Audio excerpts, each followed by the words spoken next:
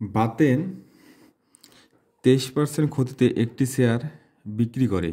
শেয়ারটি 324 টাকা বেশি দামে বিক্রি করলে তার 13% লাভ হয়। শেয়ারটির ক্রয় মূল্য কত? তোমরা দেখো, এখানে দুটো ক্রয় মূল্য দেওয়া আছে এবং তার সাথে বলা আছে যে কি এত টাকা বেশি। এই বেশি কথাটা যদি লেখা থাকে, আমরা চোখ বন্ধ করে দুইটা বিক্রয় মূল্যের পার্থক্যটা বের করব, তারপরে স্টেপ চলে যাব। আর প্রথম স্টেপ হচ্ছে আমার কোনটা, যে ক্রয় মূল্যটা কত, তাহলে এটা ধরে নিতে হবে। ধরি ক্রয় মূল্য 100 টাকা। এখন দেখো, প্রথম বিক্রয় মূল্য কত? 23% ক্ষতিতে।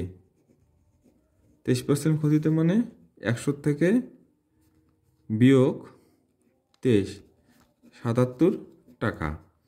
এখন দ্বিতীয় বিক্রয় মূল্য হচ্ছে কি 13% লাভে।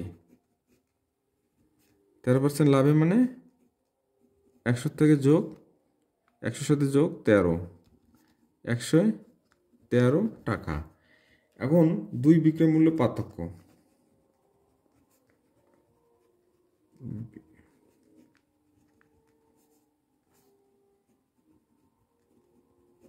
দুই বিক্রয় মূল্যের পার্থক্য হচ্ছে কত? 113, 77 বিয়োগ দিলে হয় কত? 36 টাকা।